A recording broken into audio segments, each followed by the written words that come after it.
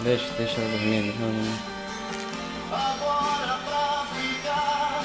Voltou pra ficar, Juju. Deus quiser.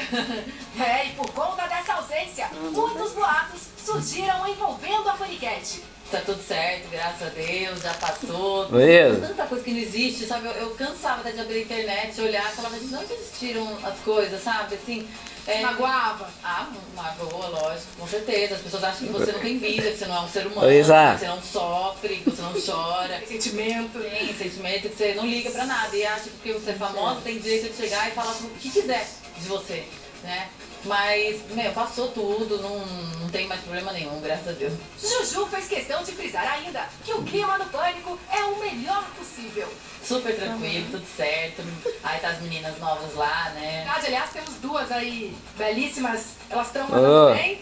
A Jaque nem se fala, né, gente? Pô, nem Beleza. fico perto dela, que aquele corpo lá dá licença, né? Fala, Porque dela é muito ruim. a Jaque com o corpão, a Ariane é linda, também já conhecia já de outras gravações. Muito fofas, meninas, muito gente boa. E sempre cabe mais mulher bonita, Beleza. né? Mulher bonita nunca é demais.